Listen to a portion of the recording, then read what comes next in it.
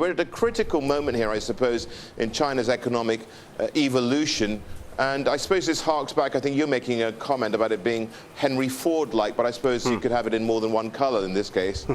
Very true. I think in many ways we all knew this moment was coming when Chinese employees would be asking for a raise. We saw this in Japan 40 years ago, where certainly workers began demanding a bigger portion of profits. We're seeing this in China as we expected. The question is if it's happening too quickly. I think in many ways this phenomenon has kind of come out of nowhere. It's not a bad phenomenon. It's just really a balancing act for the Chinese government. They have to manage this very, very carefully. And what I mean by Henry Ford moment is that in 1914, Henry Ford, what he did was he doubled his employees' wages. And the idea was that his employees could suddenly afford to buy his cars. And you could argue that that created a model for the American middle class. China seems to be taking a page from the Henry Ford economic development concept, if you will. Again, it's not a bad trend. It's just a matter of how the government handles it. Question is, you say there's a tightrope. You can see the benefits clearly, but the dangers are inherent in terms of inflation, surely. Yes, inflation, but also scaring away foreign investment. China's all-important export engine is now at risk. In many ways, will foreign companies begin to think about removing factories from China and going elsewhere?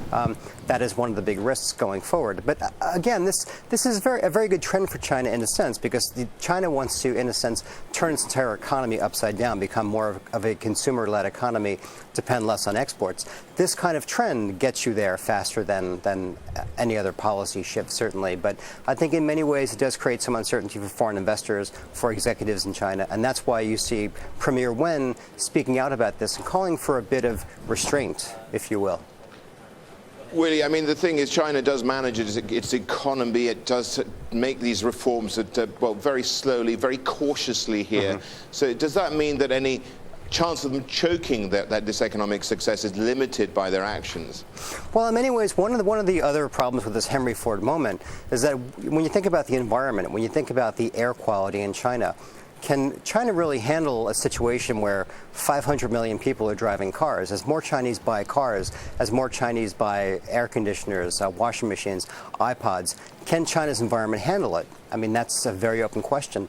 And when you think about problems that could arise to derail China's economy over time, the environment deserves a lot of attention. Again, this is a balancing act for the government. They have to handle this very, very carefully. Is China going green fast enough? Not at the moment. It needs to go green faster going forward. And I think this Henry Ford moment is both good and bad for the economy.